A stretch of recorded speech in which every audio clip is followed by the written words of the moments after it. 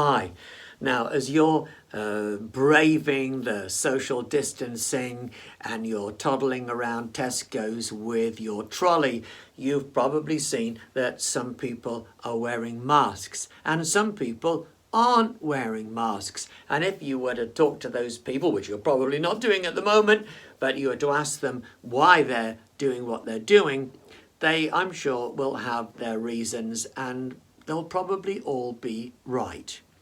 But let's look at those reasons, because at the end of the day, you want to know what is going to be the safest thing for you to do to keep you free from COVID-19. Now, the people who don't wear masks, now they will probably tell you something on the lines of the fact that most surgical masks will only give you protection for 2 or 3 minutes. Even the more solid constructed masks with filters and so on will only work well if you're able to construct a really good air seal. And if you do that, then actually they become quite tiring to wear over time, because you're having to sort of suck and blow the air through a filter. And they've got a point about all that. I understand that. But what they're saying is it's not that great a protection against airborne viruses. But my point to you is that airborne viruses aren't really the main problem at all. It's a problem if someone sneezes all over you.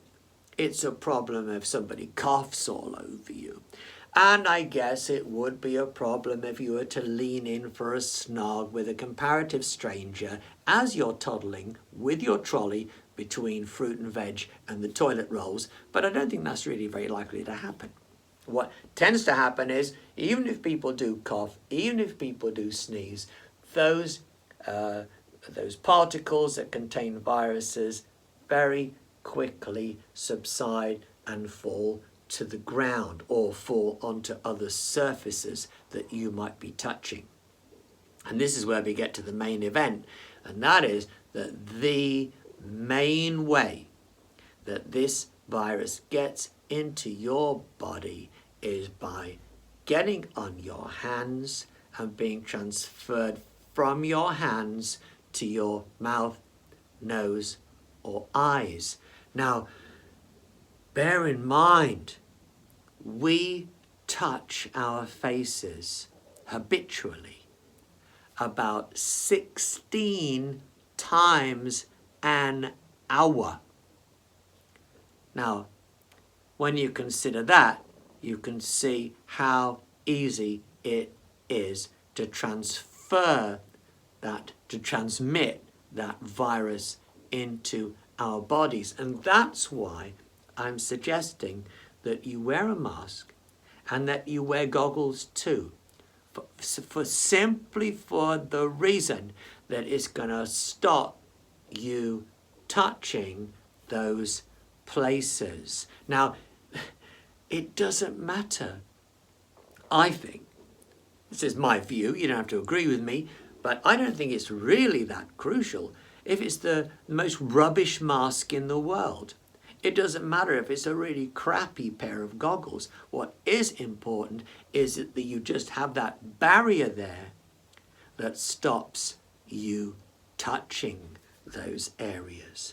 Because if you're not touching those areas, the chances of you contracting coronavirus really plummet.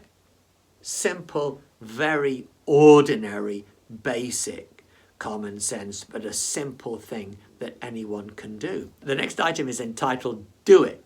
So enjoy that. And while you're listening, please subscribe, thumbs up, comments, ring that bell, cue the music.